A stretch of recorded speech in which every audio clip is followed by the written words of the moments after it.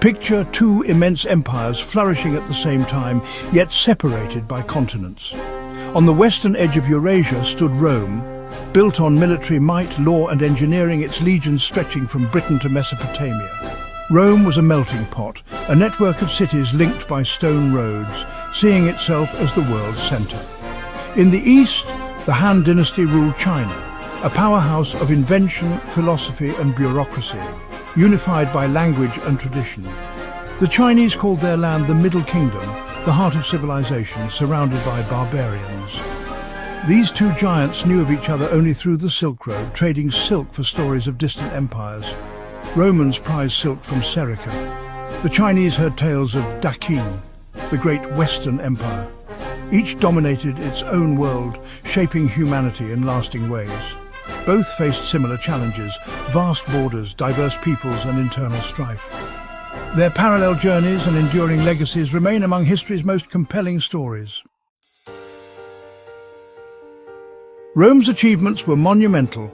Think of the Colosseum, aqueducts and roads that tied the empire together. Their legacy was practical, built in stone and mortar for all to see.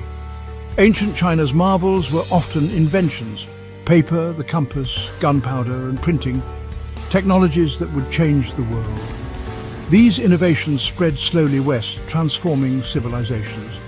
Rome's greatest intellectual gift was law, principles like innocent until proven guilty, and the Latin language, the root of many European tongues. Their focus: order, structure and administration. China's intellectual legacy was philosophy. Confucius's teachings on family, loyalty and education became the bedrock of society. Confucianism and Taoism shaped Chinese life, art and government for millennia. Both empires left deep marks: Rome in law and language, China in invention and thought. Their ideas and technologies still shape our world.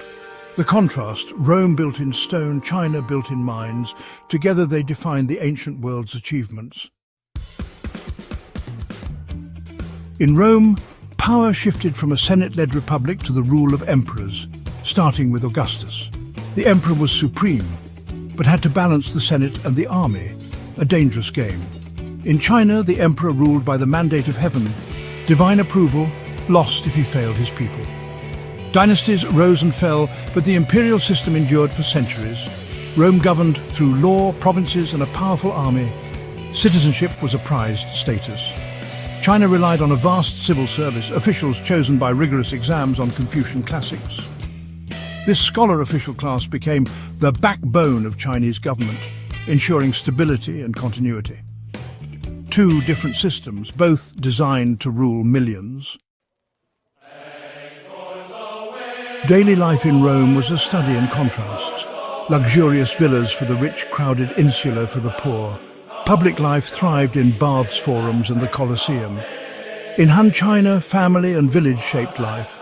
Filial piety and respect for elders were core values. Most were farmers, tied to the rhythms of the land. Religion differed too. Romans worshipped a pantheon of gods, with rituals for state and empire. Later, Christianity would transform Roman spiritual life. Roman values celebrated duty, discipline and loyalty to the state. In China, Confucianism provided a moral code, ancestor worship honored family, and Taoism offered harmony with nature. Buddhism would later arrive, adding new spiritual dimensions. Chinese values emphasized harmony, tradition, and the collective over the individual. Two worlds, two ways of life, each shaping its people for centuries.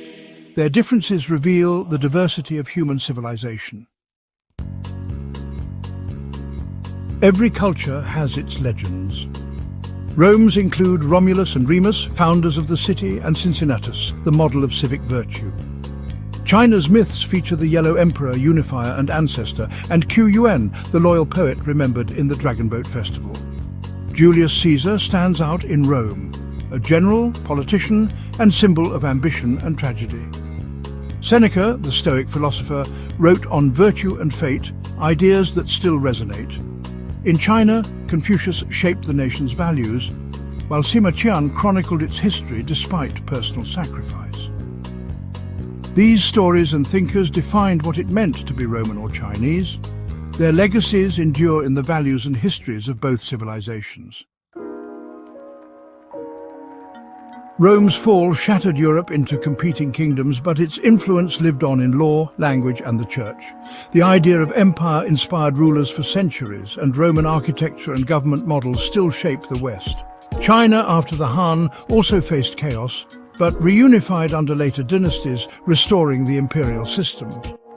The concept of a unified China proved remarkably resilient, enduring through cycles of division and renewal. Rome's legacy is seen in Western legal systems, Romance languages, and monumental architecture. China's influence radiated across East Asia, its writing, philosophy, and government adopted by neighbors. Chinese inventions, paper, printing, gunpowder, compass, traveled west, sparking revolutions in Europe. Both empires shaped their worlds long after their political power faded. Their ideas, technologies, and institutions became the foundations of future civilizations. The echoes of Rome and China still resound in our modern world. Their stories are not just history, they are the roots of who we are. Rome and China show there's more than one path to greatness. Rome's legacy, law, government, engineering, and a multicultural empire that shaped the West. China's continuity, bureaucracy, shared language, and a philosophical tradition that shaped East Asia. Rome was a brilliant flash, scattering its ideas across continents.